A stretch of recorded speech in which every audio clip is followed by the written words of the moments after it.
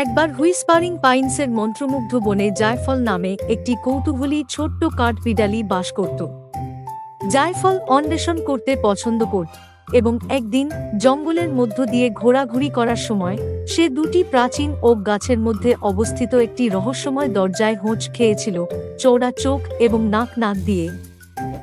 জায়ফল সাহসের সাথে ছোট্ট সোনার গাঁটটি ঘুরিয়ে দিল এবং তাকে অবাক করে দিয়ে এটি কথা বলতে পারে এমন বইয়ে ভরা একটি জাদু গ্রন্থাগারের দিকে নিয়ে গেল। বইগুলিতে কথা বলা প্রাণী, উড়ন্ত ইউনিকর্ন এবং দুষ্টু পরীদের গল্প শেয়ার করা।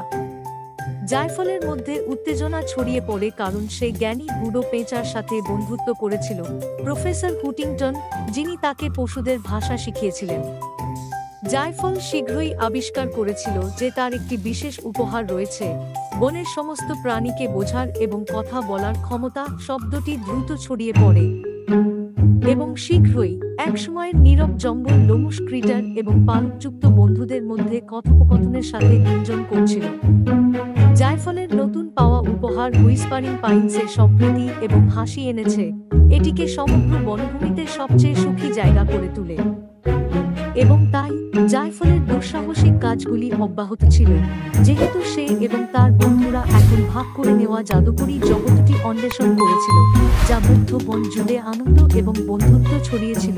জায়ফল, কৌতূহলী কাঠবিড়ালি, হুইসপারিং পাইন্স বনের হৃদয়ে রহস্যময় দরজা আবিষ্কার করে চিত্রিত।